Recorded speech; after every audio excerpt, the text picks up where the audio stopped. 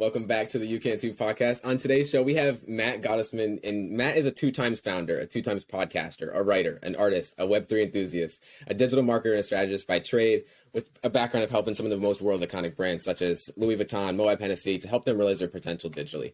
Now, I can go on and on about Matt's accomplishments, but truly, I want to hop into who Matt is, and his character is what made me want him on the show today. So, without further ado, let's just hop right into it, Matt. I want to ask you first, if you could go back to the beginning of your career and tell yourself one thing, what would that be?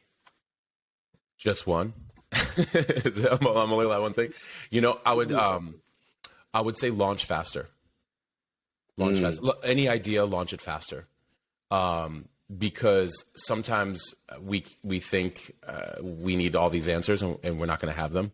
The only way we actually get any kind of answers is simply by just like launch it, get feedback, iterate, relaunch it, get feedback, iterate, you know, and by the way, that's a lot more fun than if you're thinking too much about what will go right or wrong or how to do certain things. I mean, I had my first startup in my early on, but there was so much stalling in building it versus just doing very simple things very iteratively. So I think it's like, if you got something that you want to do, just step into the ring and start swinging.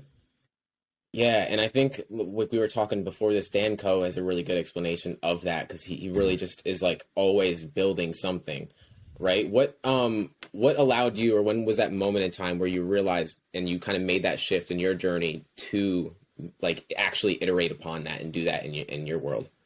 When was it that I started making changes for my, okay, so my journey is a little interesting only because a lot of the tools that we have now didn't exist. But I knew I wanted these tools.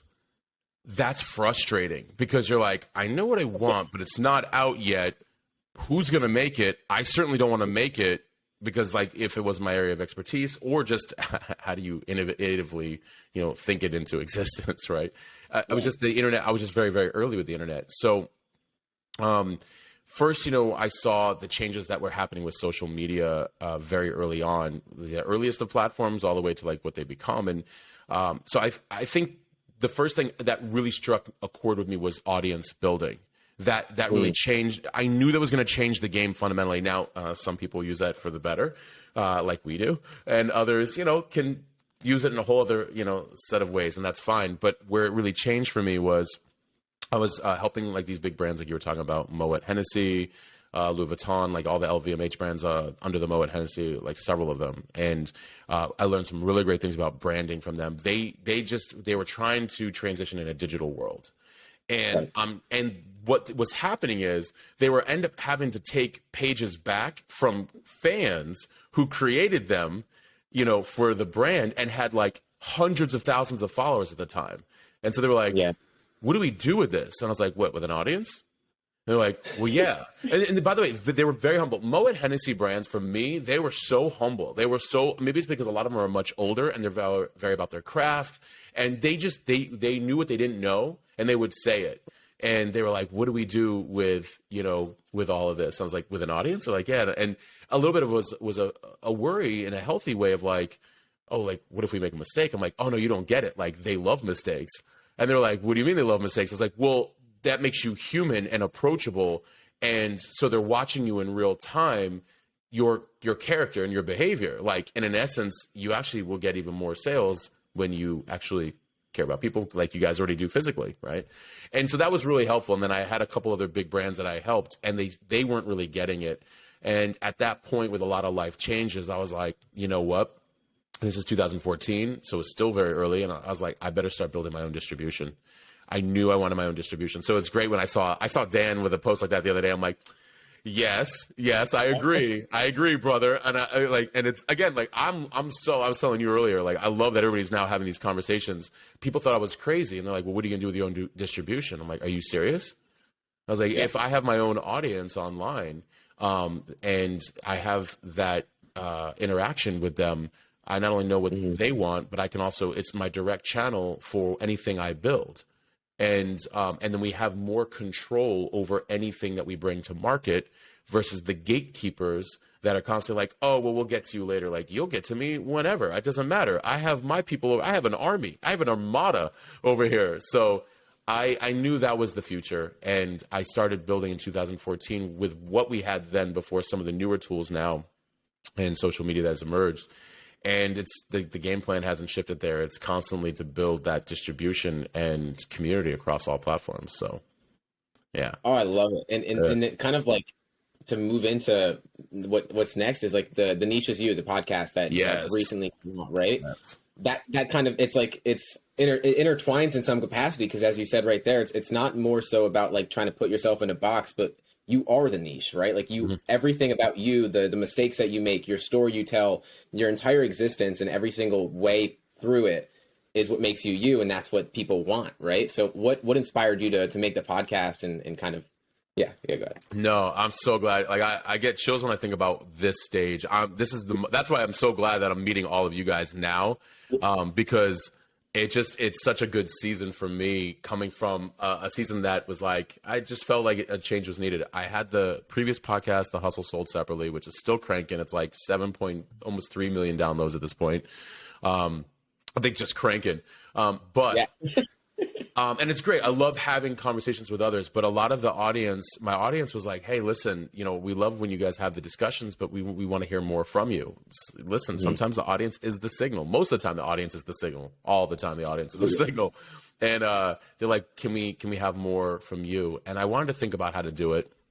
And I knew I wanted to have like 10 to 15 minute conversations in the morning.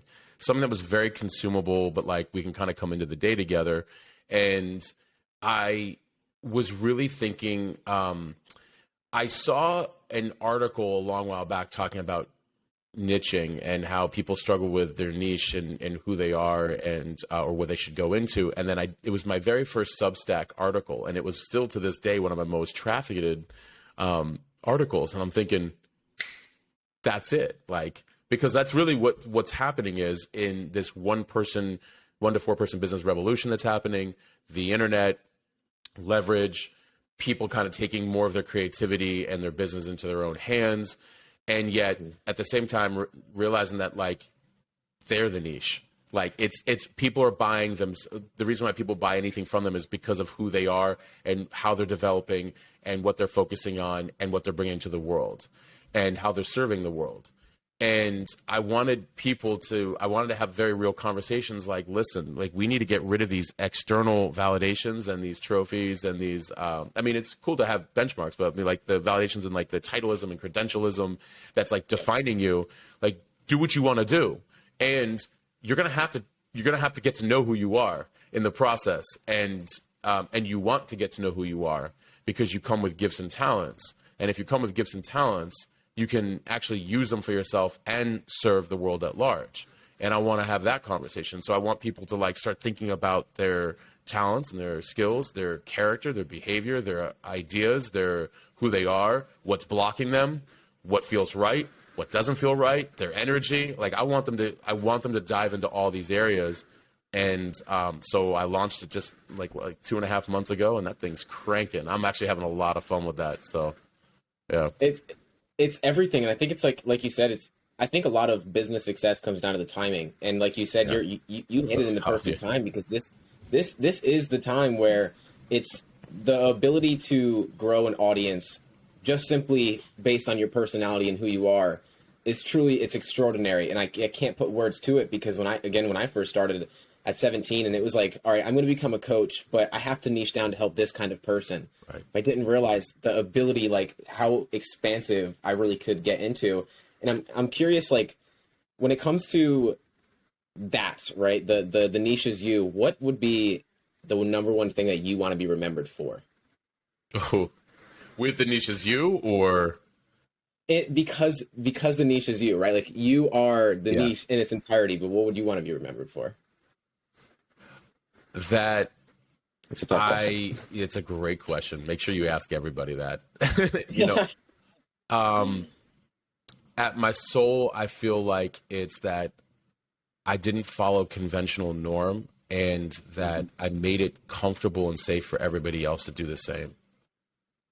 That it's okay to like be different, and it's okay to create and carve your path, and that it's okay to,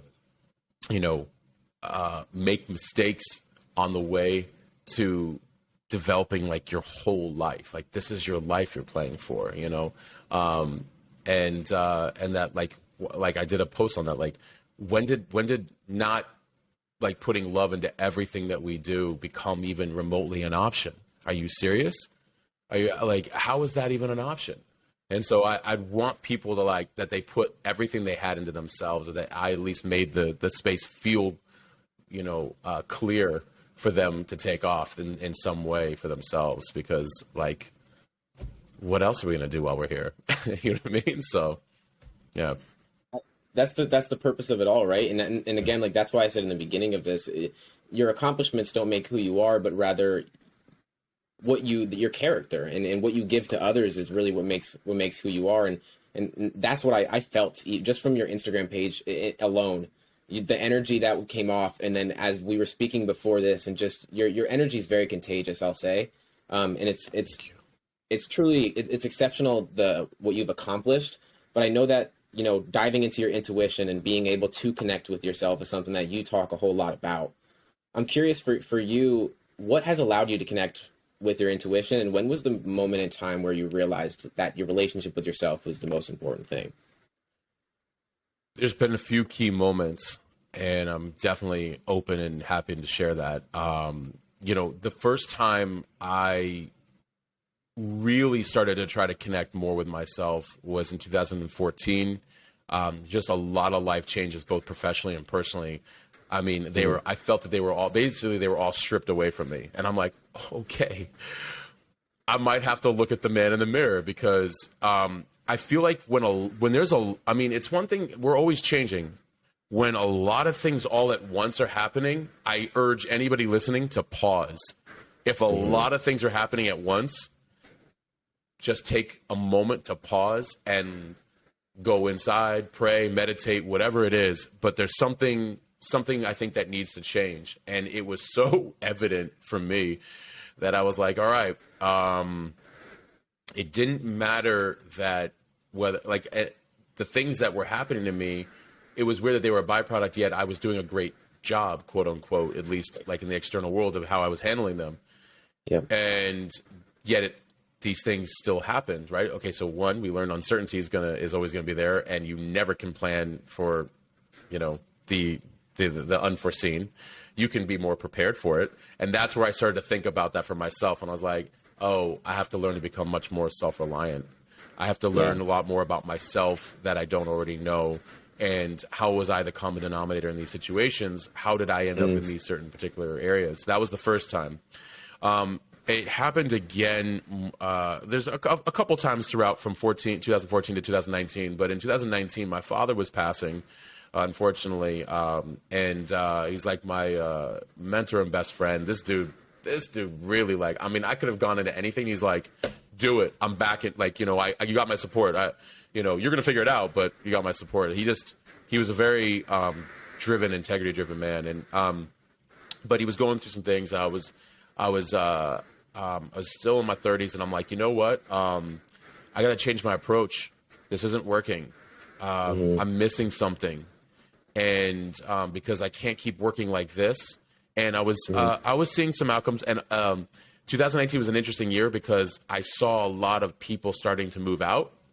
And a lot of situations happen. And I also had, there were several deaths around family and friends that year. I'm like, okay, this is a time to reflect.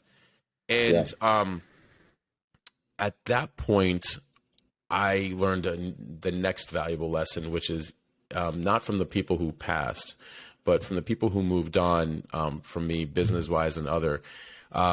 We have to make ourselves very self-reliant, that we don't place so much emphasis and expectations and outcomes on other people, because fundamentally, I always say humans will be humans, and humans will make decisions in any way, shape, or form in a way that can affect your world if you are not careful. Now, obviously, if you're married to somebody, you're hopefully like making decisions together that help each other.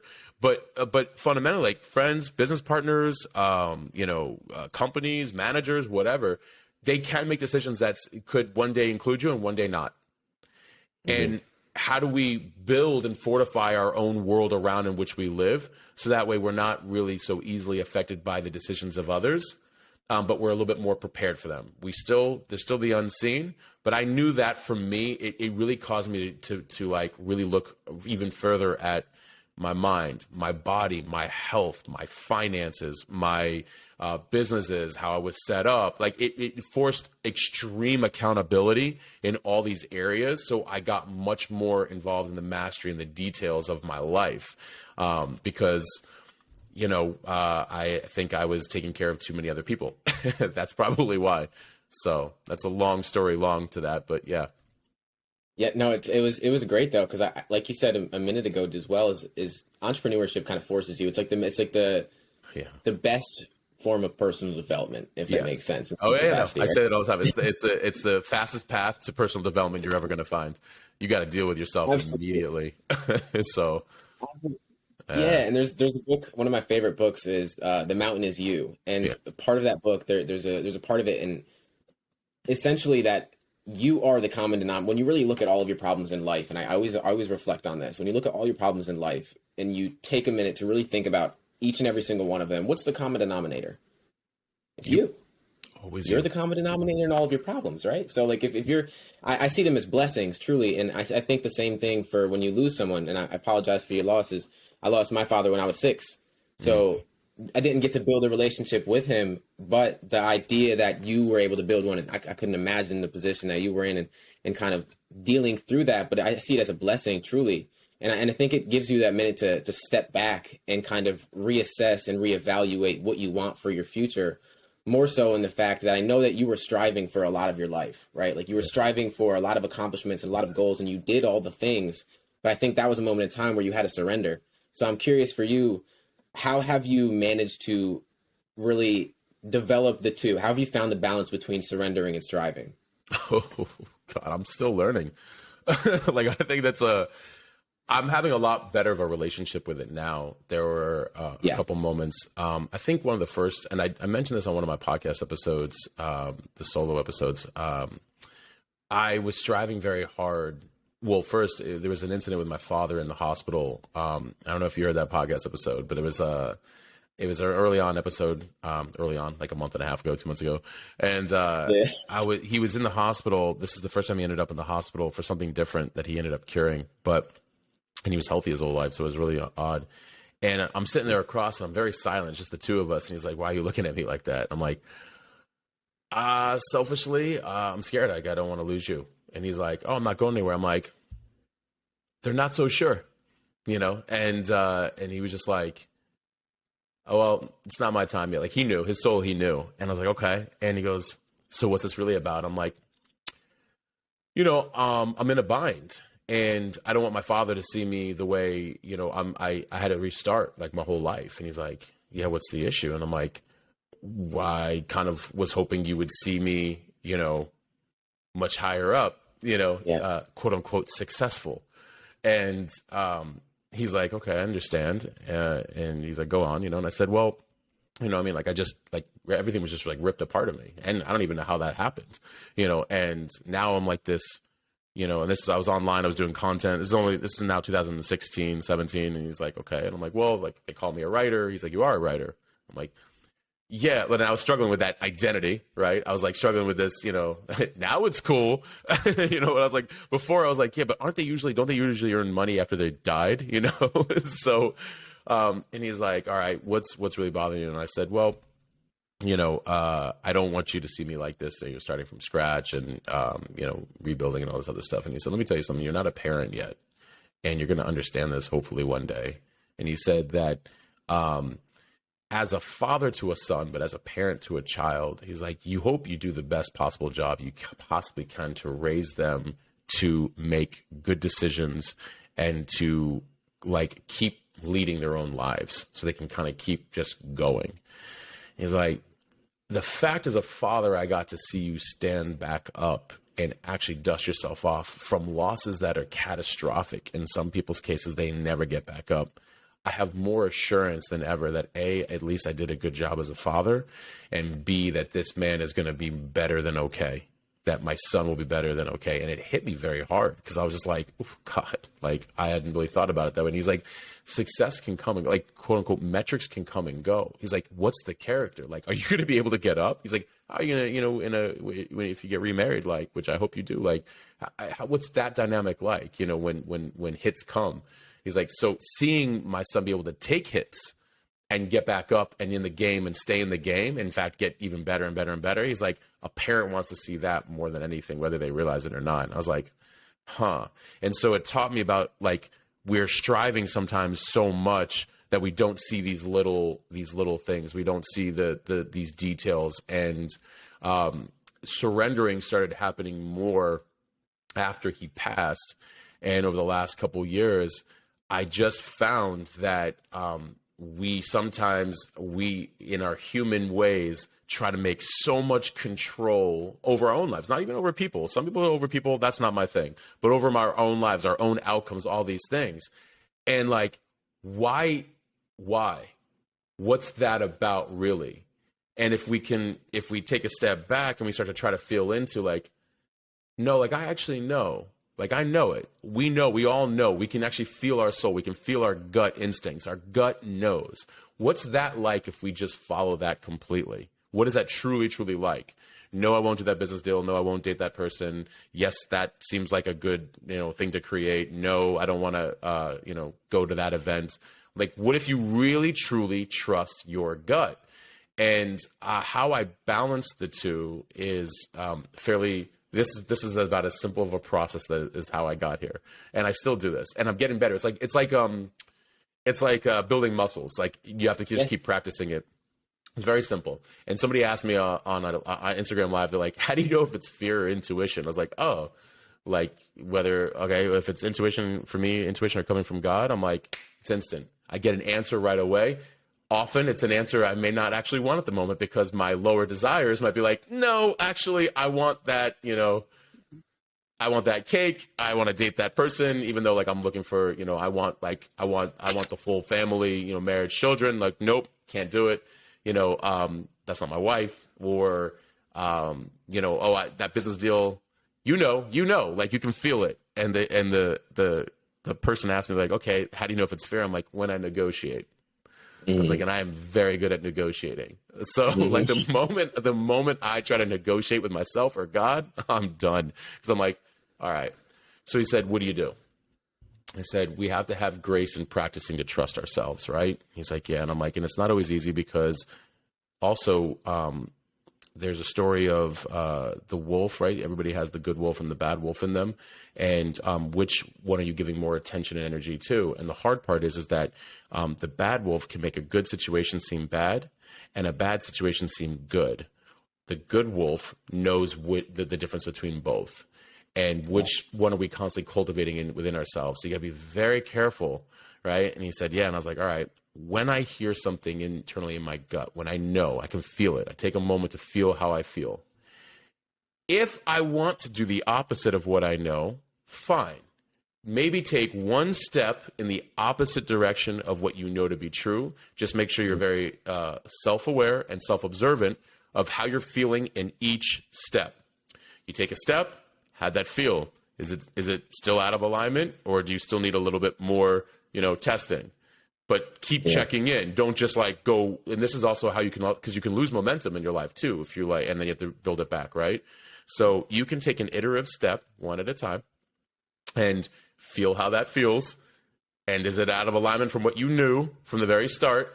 And the good news is at any given point, you can make a one turn back the right way, and you're right on top of your intuition and God, like with God. Or you can keep going however many steps. It doesn't matter. It may hurt a little bit more along the way, but that's how you. But that's how you can practice trusting your gut and your intuition and God more. Like, so okay, so next time you hear the same thing, try trusting it. Just practice trusting it. And you start to have this dance where like it's okay if you don't always listen to yourself, Yep. So you have grace, I was just but gonna, you yeah. also have data, because now you're like, man, whenever I don't listen to myself, like this, like I really did know. Like you also, how else do you become confident? You're like, I knew it. I even called it out. I knew it. And so it allows us to actually practice building the trust with ourselves and that relationship. And that's how I've been able to kind of balance the two. And I think there's that expression, it doesn't get easier, you get better. Right. And so, because there'll always be more things that are coming into your world that are like, you know what to do, but which way you're going to go. And I think that's why we have the discipline of practicing that trust with ourselves. So that's how I do it. I just love it, man. I love it. And I can, from what you just said there, I can literally put it into account when it comes to business, right? And then just even from what you said earlier today, right? Launch faster, right? Yeah. And when you think of that, when it comes to trusting your intuition, act faster. Don't question your intuition. When you feel it, it's there for a reason, right? Yeah. And I'm getting chills just thinking about this, because this is the stuff that it lights me up inside. And I think that way too often we get blinded by our fear, and we take way too much into account of our fear. But like you said, right, we have the bad wolf and the good wolf. But I think that if we take it, this is some perspective really helped me. If I make a decision today, or if something happens to me that's bad today, right, and it leads to something that's good 3 years in the future, am I going to still consider it as bad? Probably not. So if that's the only thing that's stopping me from taking the action, well, let me just take one step in the right direction and see where it leads me. Right. And again, like you said, if anything were to happen, all you have to do is pivot. You pivot and you're right back on course. Yeah. I love that. And I say to people often, I'm like, it's just a signal. It's not good. It's not bad. It's not right. It's not wrong. It's just a signal. It's a data point. And they're like, I said a few weeks ago, they're like, what's the best entry point? I'm like, the entry point is the entry point. I was like, just get in there. And they're like, okay. And I'm like, listen, you don't know what you don't know. They're like, okay. I'm like, well, when we take a step, we now know something. They're like, yeah. I'm like, okay. Does the step tell you what the next step should be? And they're like, it is. And I was like, that's it. All right. And so when I hit a wall, okay, there's nothing else to go here. Let me take a step back and go in another direction. But at least now I know where there's a start and a stop in different areas. Like, oh, there's nothing more to be had there. Okay, that's a signal. Let me use that signal to make another decision. And that's really why we have to be so present, because then we're not anxious about the future, because we're like, I just need to figure out how to get through this maze. You know what I mean? And that's, and like being in the ring and being in movement solves like 99% of the problems, because you're not, I said this actually on Instagram Live. I was using about, I don't know if you jumped on, maybe you did the other day. I thought I saw you on there maybe for a second. I don't know.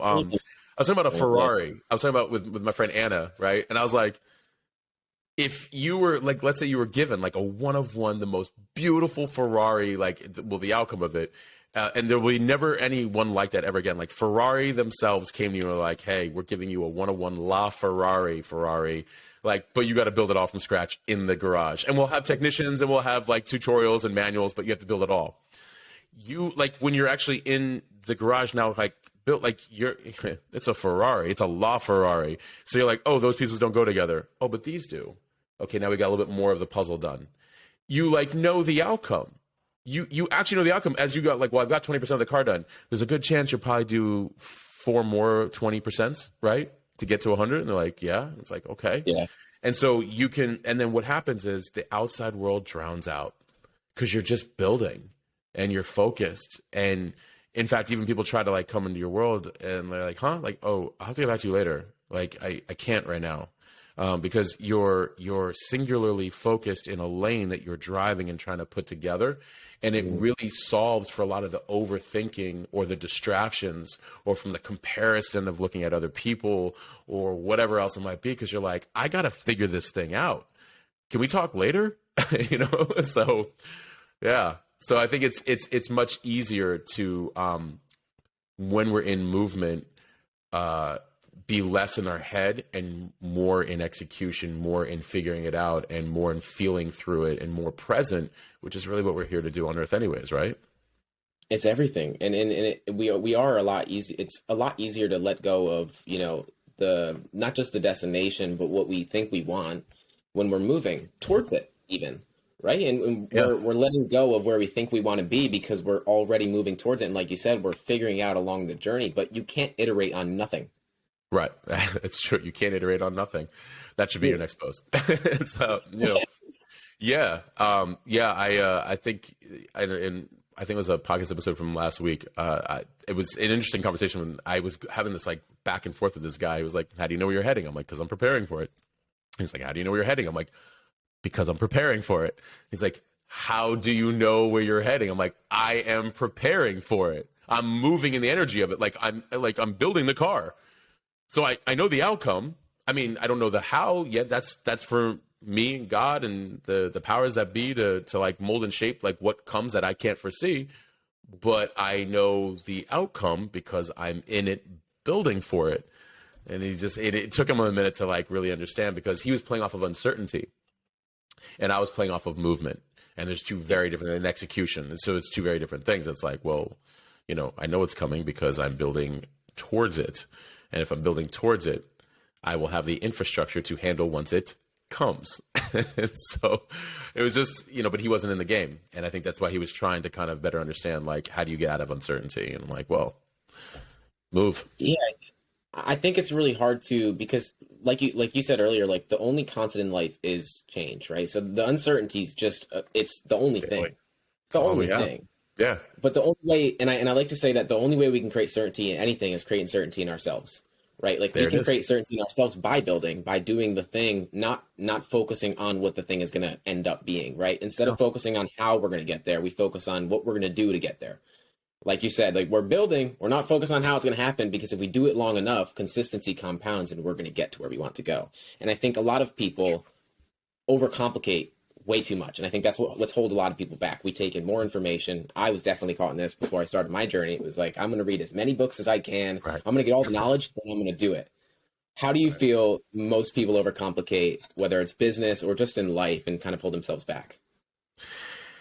Asking everybody else how to do it and reading every book. Listen, God bless the MBA that I did.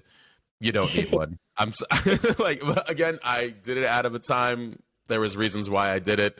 And I was still an outcast and I was the only digital one in there. Now they all have digital jobs. And it's all good. But the fastest way to learn is to be in the game learning and to be around other people who've either done it or are doing it. If we can read as many books as possible. I read a few really great books that resonate with me to keep integrating what I'm reading, to use it to practice. If you read a bunch of books, but you're not actually integrating it in any way or implementing it, you're never going to have enough information. And the reason why you don't have enough information is because you're not in the game. Because, and I'll give you a perfect example. It's completely unrelated, but kind of the same. And now my mother understands this because my mother's a widow. She relied on my father for a lot of things. He was a provider and a business man and a lawyer, and he did a lot of things. But she was savvy, but she stopped trusting herself for many years, even though she helped him run the businesses, just because she relied on him for a lot of things. Right. And interestingly enough, she's very independent, even though she didn't realize it. And she likes to execute faster than anybody I know. Honestly, that woman should be in her own business. I've never seen anybody execute faster than her, period. Not even entrepreneurs that I know that are like super high performance.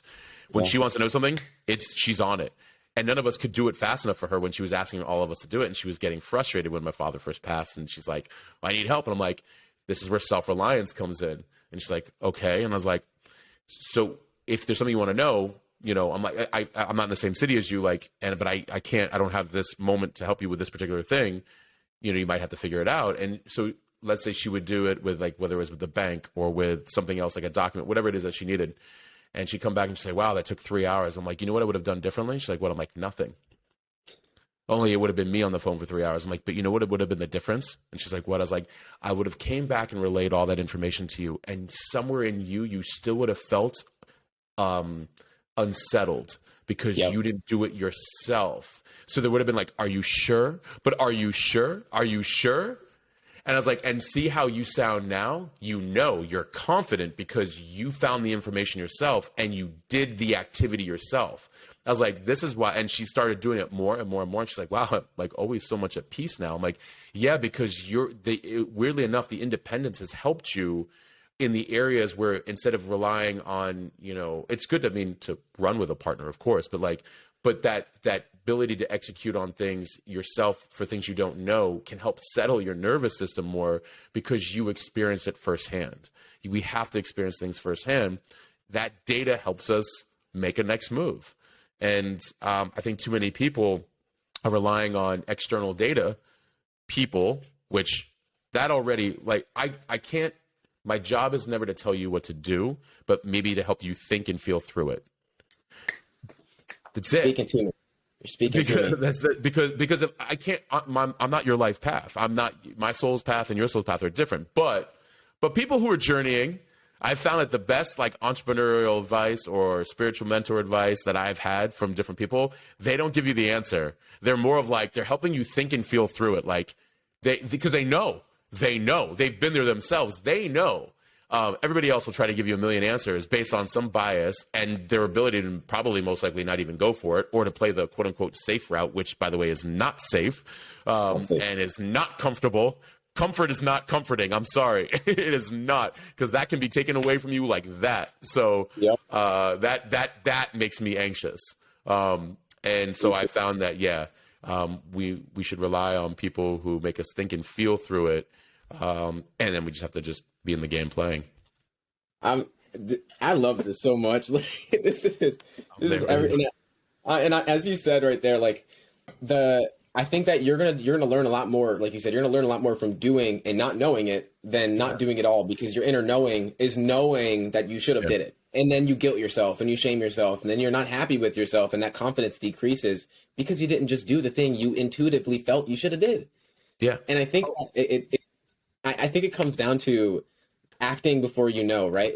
A perspective that really helps me is recognizing that I'm not gonna know, but I have to act anyway, because the only thing that creates results is the action. Yeah. There's a great book, Time Warrior, right? And oh man, a perfect example of this is the idea is basically it talks a lot about how we understand time and what's going on in our head. And the longer we prolong something, the bigger the story we sometimes make in our head. And absolutely. I will give an accountability or a lack of accountability, but where it happened to me. And I remember, so my bigger podcast, I shouldn't use that term because this one will be bigger before you know it. The other podcast, that's what's separately. I remember we were having, something happened with Google Play, and there's ways that you can distribute through all the different platforms online. And something happened. They changed some protocol, and I wasn't sure how to make sure that my show was getting distributed through there.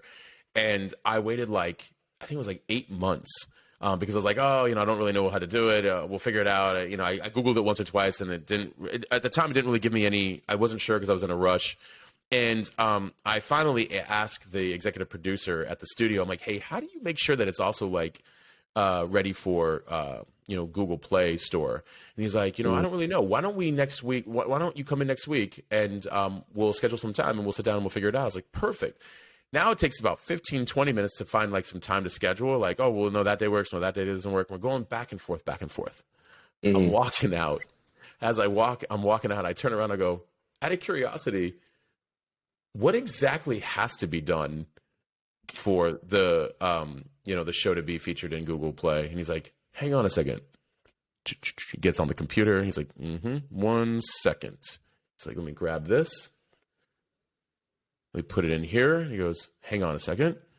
Hits a button, submit. He goes, it's done. That took 30 seconds. And I am embarrassed. I am so embarrassed. I mean, in a healthy way, I was like, you've got to be kidding me. 8 months, 20 minutes, and 30 seconds later, something that was so simple could have been done right away. Why? I didn't know what had to be done. Oh, it's techie. Oh, it's, there's probably a whole, I don't know. So therefore I got to use my brain, and it's going to probably drive me crazy. And there's probably a million different things. I've got too many other things that are going on right now. I'm too busy right now. All these things. We have to slow down, and we have to execute fast, right? We have to slow down from doing a million things at once, but we have to execute intentionally on everything that needs our attention. That's basically it. So you got to balance those two and move. And otherwise we will build up something in our head all the time about why, like it won't work, and, or why it's, there's resistance, whatever. We just have to move right past it. The way to get past the resistance is just go into movement. So So is. And I remember when I first became a coach, like I was telling you, in the program that I joined, there was a buddy that told me, I asked him in the beginning, it was like I was seeking. I just wanted all the information.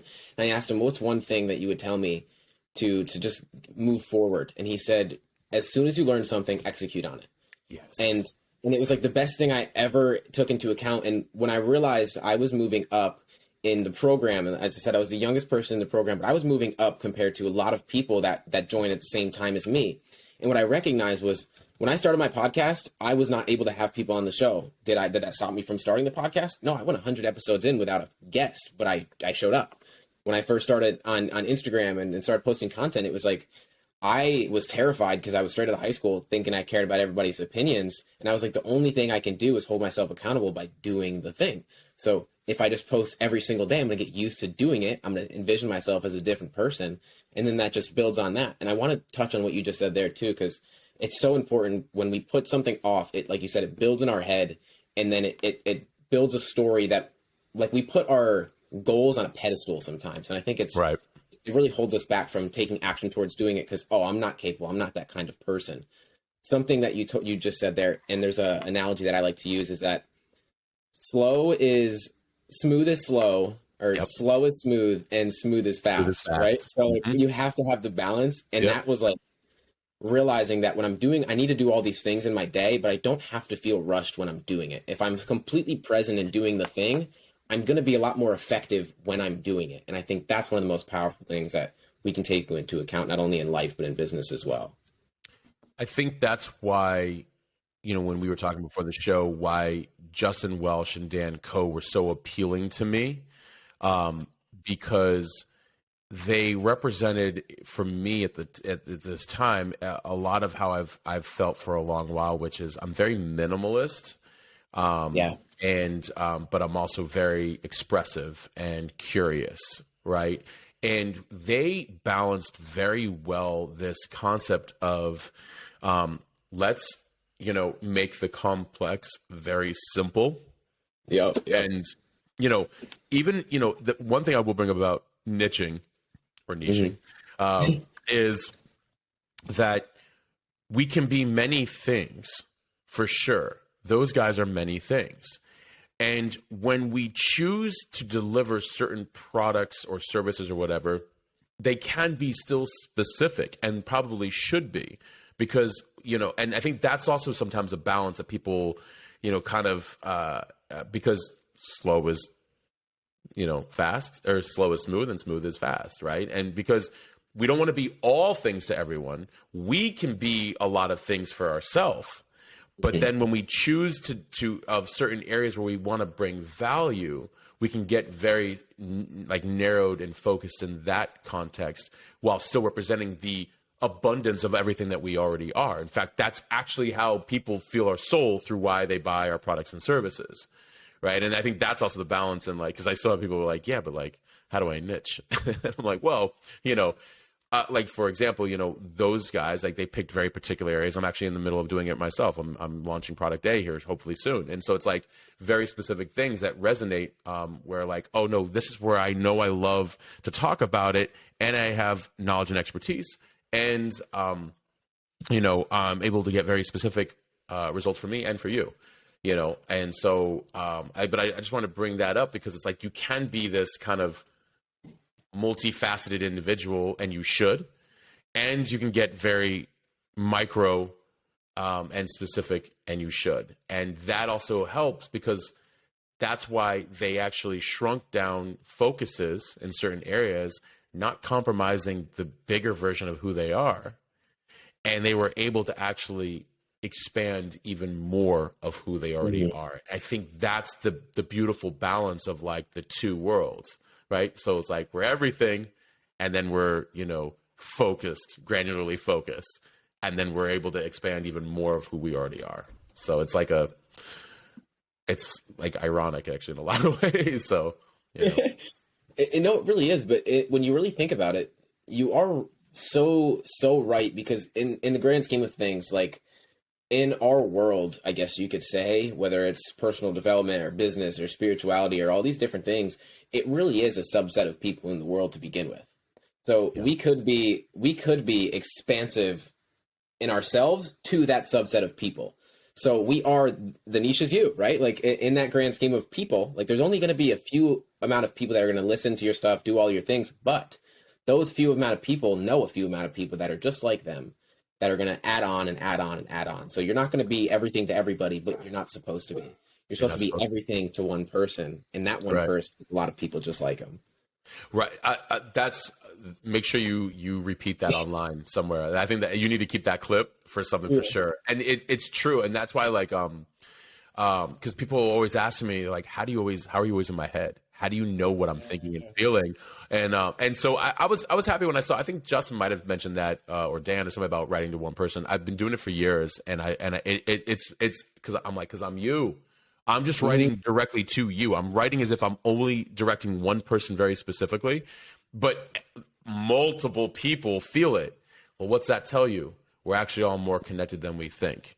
And while everybody divides, and not everybody, but a lot of people divide and argue and all these other things, I'm like, you see, it just goes to show you we're actually all a lot more similar than we think.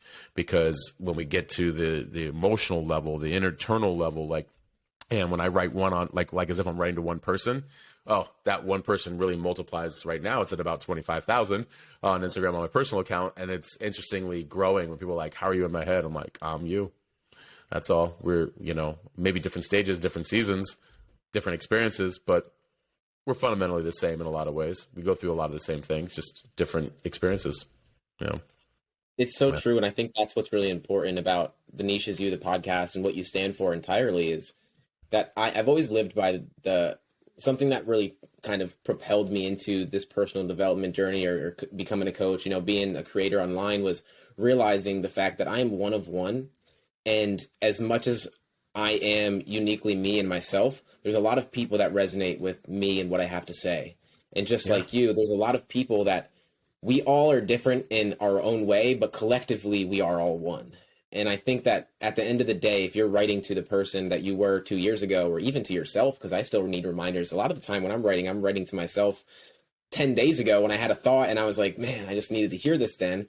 Because at the end of the day, we all are one. And if we are able to collectively really take that into account sometimes, I think the world will not only be a much better place, but we would have a lot more community in a lot of aspects of the world. I think that that's really big.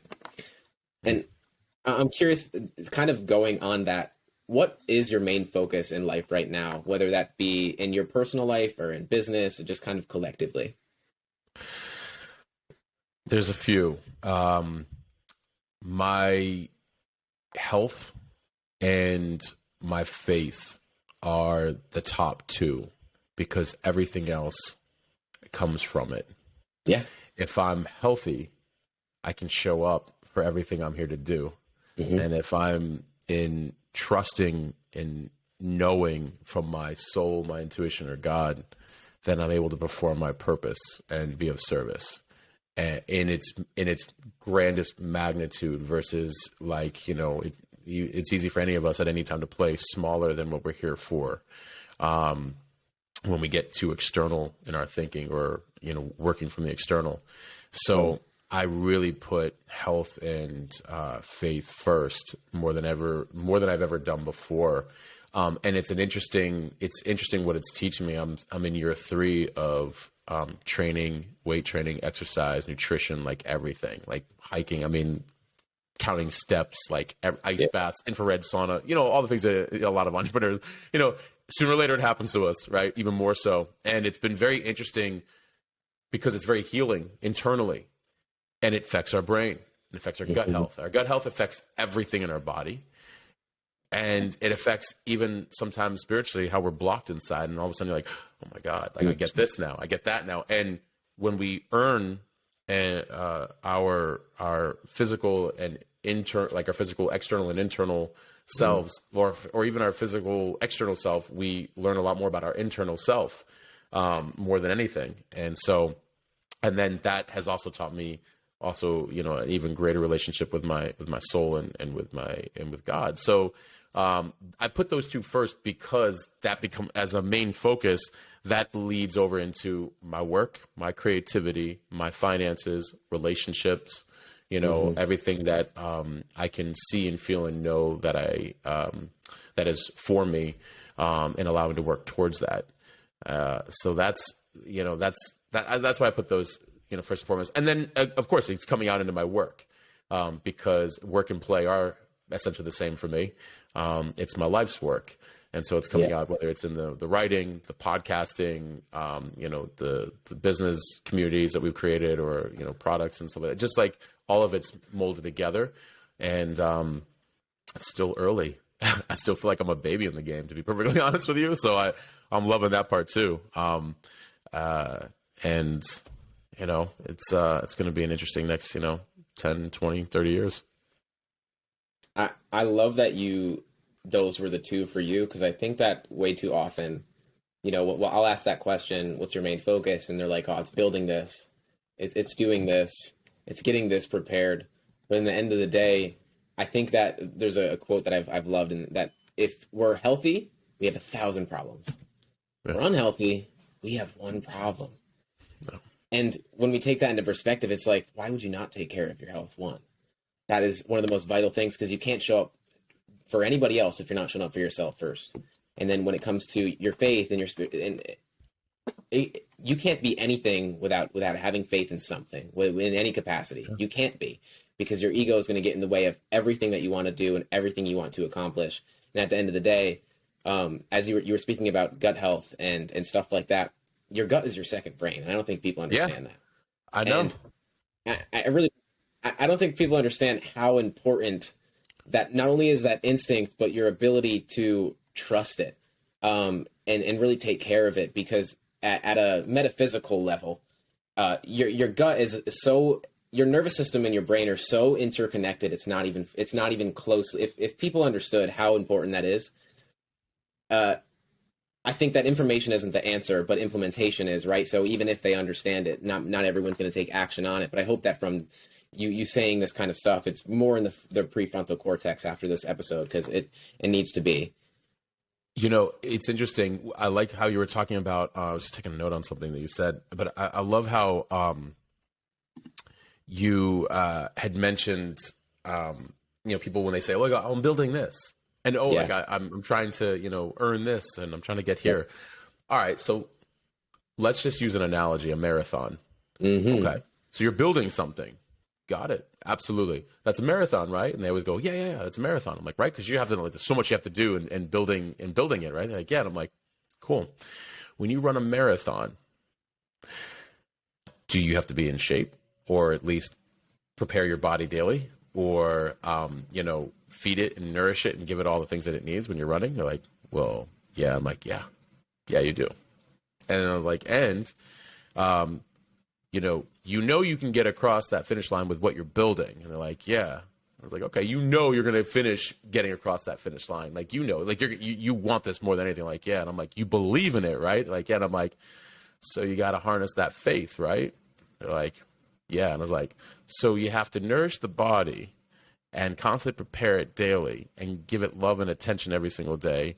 And you have to constantly believe in that which you cannot see. They're like, yeah. I'm like, I would start there for everything, because it is everything, like everything. That's how you will get the business success, or the money, or the body, the relationship, whatever it is that they're seeking, or, whatever, the New York Times bestseller, anything, right? Yeah. So those two fundamentally do feed the marathon, so you can run the race, right? So it's an interesting. So, but I get the natural instinct to be like, well, I'm building this, like I'm very focused, and that's perfect. Like, I want you to stay there. I want you to stay focused on what you're building. I am too, but these things are feeding it. And actually, that's where the game changer for me was like, oh, wait a minute. And I didn't put them first before. I didn't. That was the issue. So I was like, how am I missing some of this stuff? And then I'm like, oh, by putting them first, between gut health and tapping into the soul, I can make moves differently. Like, should I be focusing on that?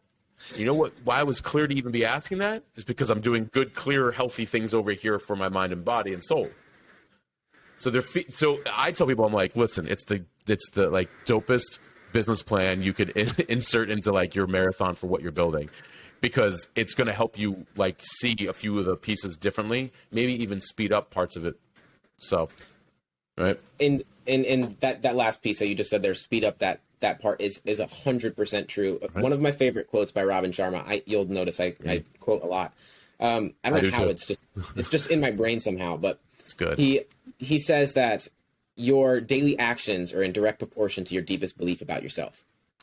And so a lot of the time we overcomplicate things. A lot of the time we stand in our own way. A lot of the time we don't get to that next level of our life because our deepest belief about ourselves isn't in proportion to the actions that we need to take. And so I've always said, and this is the You Can Too podcast, all about beliefs, all about changing your beliefs about yourself, because that's what really holds us back. It's not that we're not capable of doing it, but if we don't believe in ourselves, we're not going to behave in ways to make it and actually take it into fruition. So it's so true. It's the foundation of everything. And I truly believe that if we focus more on things that actually matter, that are going to propel us into the actions we need to take and be the person that we need to become, the life isn't, again, it comes back to, it's not about how we're going to do it. The faith, right? It's everything. It's about when it's going to happen. We do that long enough and we focus on the fundamentals long enough. It's a byproduct. It is. You know how people, anybody listening, you know how you can too? You ever see somebody, and I mean no disrespect to the people who are maybe less talented in any area of any person that's listening, but like you ever see somebody less talented in your craft that is just killing it and crushing it? You're just like, okay, and nothing. By the way, it's okay if comparison comes in. It's okay if like all these things come in, whatever. And I just did a podcast episode about this morning. Be careful not to judge. It's easy to happen. What's happening is because you can too, and you like what you do. They may like what they do. I've had people who were in similar industries and areas where they just knew it was good to make money in, and whereas I was like about the art and and building a business out of it, and they crushed it because they treated it like that. But then they got to an end, we're like, you know what, it's not as fulfilling. And so, but it just goes to show you, like, listen, like, you love it and you're quote unquote even better than them in it. Like, all it's showing you, if you see somebody else that's like crushing it much bigger than you in a certain thing, that you are actually very capable, even in fact, in some ways, even more capable, because you actually also really like love it and your stuff is that talented and good. So, if people feel that anxiousness and anxiety when they see that out there, no, it's a mindset thing. Like, you might just be complicating it and talking yourself out of it or not getting in the arena. Even earlier this year, I love my writing. I love my writing. I think I crush it with my writing. Now, in fairness, like Kobe Bryant, I think it was Kobe Bryant was the one to ask, he's like, are you the best? He's like, absolutely. He goes, are there better out there? He goes, absolutely. Are you the best? Absolutely. Are there better out there? Absolutely. And he tried to explain the idea of that, like, if you're talented, but if you don't work on being good at the work, then like you're almost not mastering it to the level that it really should be. And even earlier this year, that's how I ended up back on Twitter. Was I'm like, what's going on? Like, I have to find like the writers. And when I found the writers, I'm like, okay. I was like, they took it. They really went into the mastery of it. I'm like, it's not good enough to just be good. If you really, really love it, what you do, you'd go deeper into it and you treat it with respect and love and honor and all this stuff. And I was like, I need to rethink about how do people consume. And like, I should make it even more about the people that I'm serving. Like, how do I learn more about how do they read and how do you simplify and how do you bring them further into your world, but you can talk in a way that it makes sense for them, not just for you, and all of these things. And I'd always been pretty good at that, but like, still, we have to forever be the teacher and the student. We have to be a student our whole life, and we have to pay forward everything that, we learn along the way. And, but yeah, so like going back to the drawing board was very interesting. I'm like, oh, so that's how they're doing it. All right. Like, that makes sense. I was like, this is actually helping my writing. I'm like, oh, okay, let's dance, So it actually reinvigorated my own art by being a student. So the humility is something that has been really, really, it's been a huge component in my life and in business, because like you can think of it, and like you said a minute ago, the way that you can look at it is that someone that has way less talent than you, that is way less talented than you, can be 10 times further along their journey simply because they acted and you didn't. Discipline and execution. Oh God, the ultimate freedom. It's like discipline and execution is the ultimate freedom. Mm-hmm. And, and I think that the hurdle that a lot of people it comes down to is they look at it, and you can look through life through so many different lenses, right? You can look through life like, oh, they're doing it, so I can do it too. Or you can look at it like, they're doing it, that makes me insignificant. That makes me not capable. Yeah. That makes me like, how am I gonna? You can either look at it like, I think we were speaking about this earlier. It's almost like if you look at where others are as a mountain, they're on top of the mountain, right? And you're focusing on the mountain, you're not going to want to climb that mountain. There's no way in hell that you want to climb that mountain. But if you focus on the tree that's about 10 meters in front of you and you just focus on getting there first, I think it's going to be a lot easier to get to that next tree. And you go and you go and you go. And it's again, like you said, it's discipline and execution. You do that long enough and results are a byproduct of it. Yeah. Thus, how do you know what's going to happen? Because I'm preparing for it. Yeah. So when you're looking at that tree in front of you, like, I'm going to get to that tree. But what about this? Like, no. We're not talking about the mountain. I want to get to that tree. I'm going to get to that tree. And then when I get to the tree, I'll talk about the forest after that. So, and it also, that's how we end up having more fun. We're less stressed when we're less concerned with the whole mountain, which is our life, and more concerned with the tree right in front of us. And now it's a little bit less like, okay, I'm just going to focus on this. Learning that, because I did that with my body, and I'm still doing that with my body. Now I'm like, got it. Now I get it. Because all of a sudden you wake up one day and you're like, oh, okay. Like, so that's what's going on now, and you're like, wow, that took, so from year 1 to 2 did this, 2 to 3 did this. I'm like, got it. It's consistency. So, and you wake up one day and all of a sudden that consistency compounded, like you said earlier, and consistency compounds. And man, when that compound effect kicks in, forget it. It's a snowball effect. So it's like you said, the momentum, the action in its entirety, movement creates momentum. If you just get started, it's going to be a lot easier to keep getting started. But again, like if we don't start, the longer we put off the work we have to do, the business we want to build, the product we want to launch, the bigger it gets in our mind and the scarier it gets in our mind, and the more we overcomplicate it as well. And it comes down to simplifying as well. How have you been able to simplify the really foundational parts of spirituality and business? Because I know the spirituality was your mom, I know the business was your dad, and you put them together really well. If I am grounded in myself and have a relationship with my soul, and I can understand more fundamentally what's going on with me, and I understand energy and my own emotions and feelings and how I treat myself, then that's going to be a direct relationship and in proportion to the business world and everybody outside.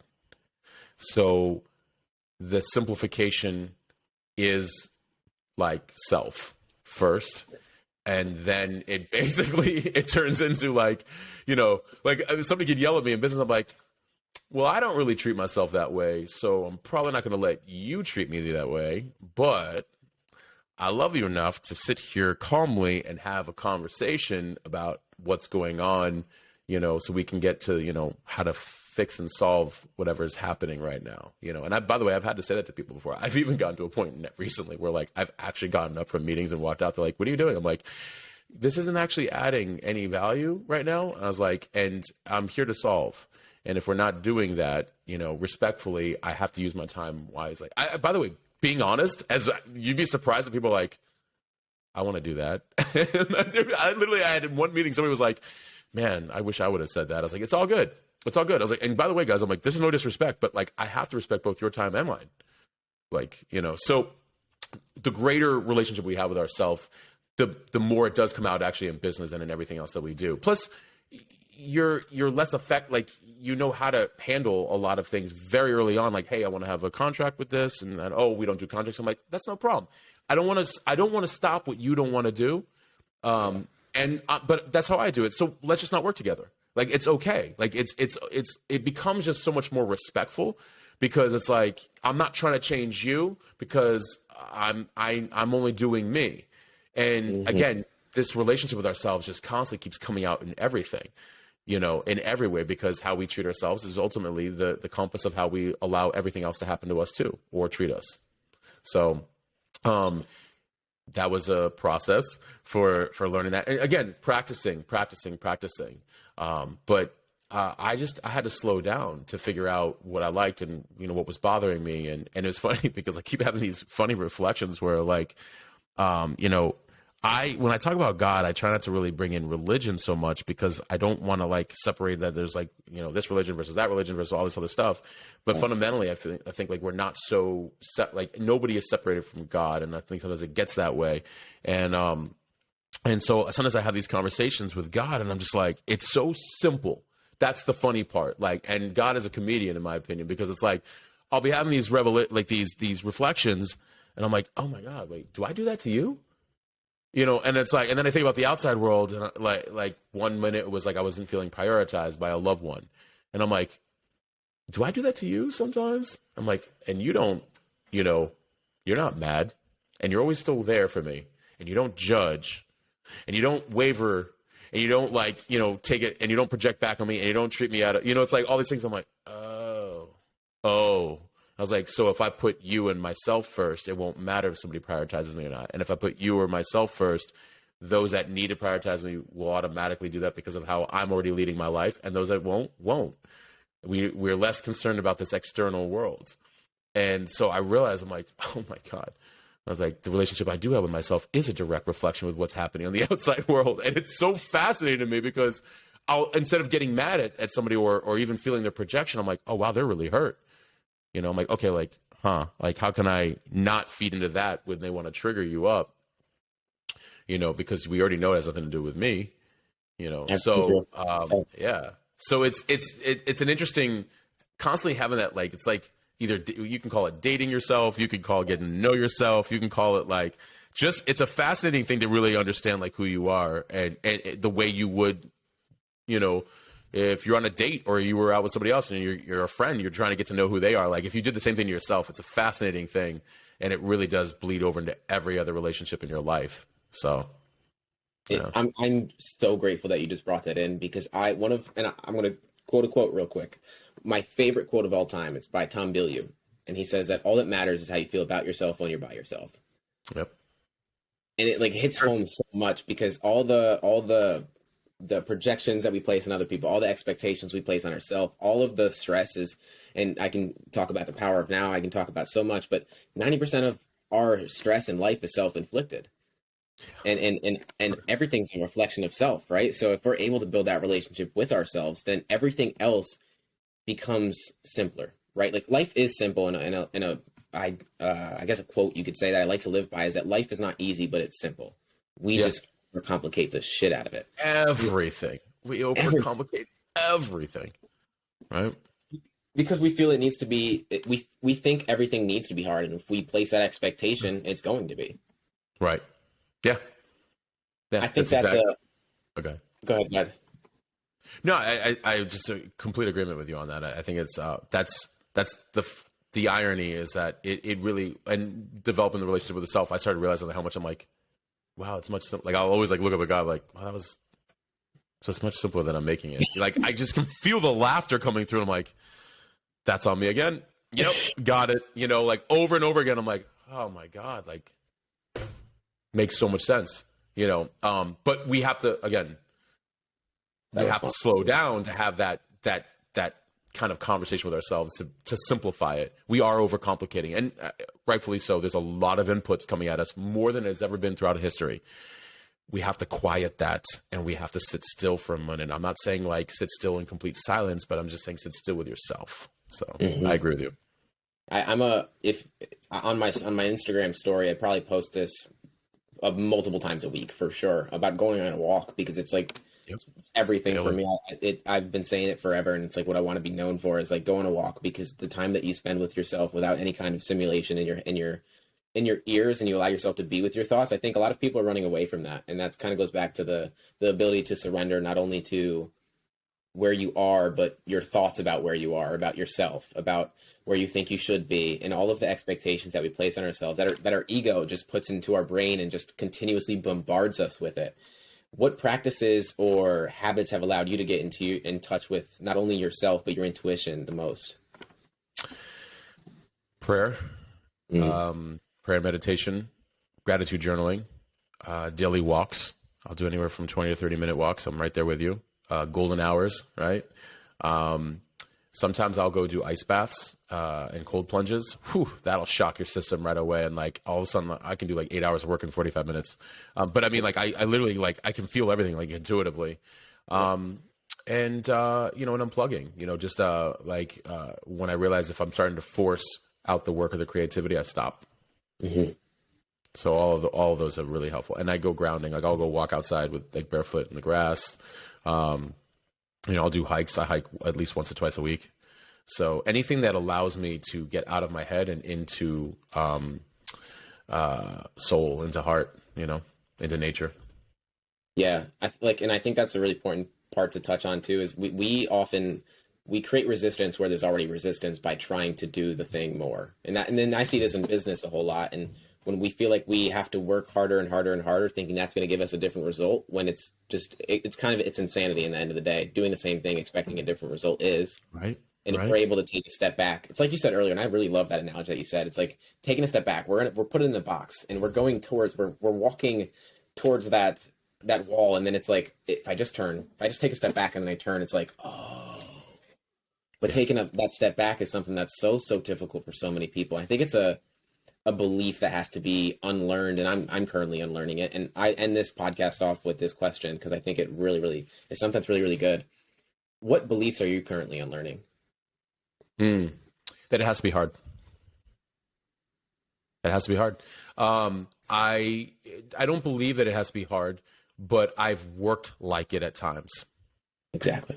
Yeah. And that is where I have been pulling back more and more. Essentialism has been a great book. Like it is at the forefront all the time. Learning that you don't have to work as hard the way you're working, but at least give the right things, the 10% of the important things, the right attention, and get rid of the other 90%.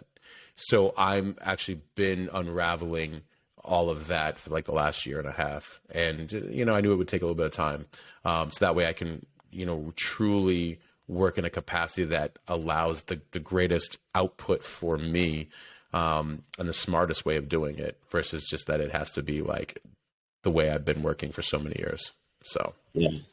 And I want to put that into what you said a little bit ago of the niche is you, right? At the end of the day, you're speaking to yourself, right? The simplifying everything and everything that comes down to it, you're doing it in yourself. And I think that we do that way too much. Matt, I'm so grateful to have you on this podcast. This was so amazing. It was great to connect with you.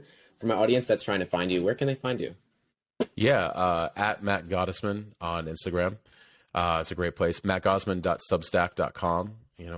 It's titled Permissionless, obviously, so we can all, publish whatever it is that we want is really the gist of it. Plus a little bit of Web3 in there. And then you can also find me, mattgottesman.com. The Niche is You is on all major platforms, Apple, Spotify, everywhere. The Niche is You. Definitely, please go check that out. And we'll start there. I think everywhere else they can find me. So yeah, and it'll be in the description as well, the show notes. Matt, thank you again for coming on the show, man. I'm so grateful to have you and grateful to stay connected. And thank you for coming on the show, man. Absolutely. Thank you for having me.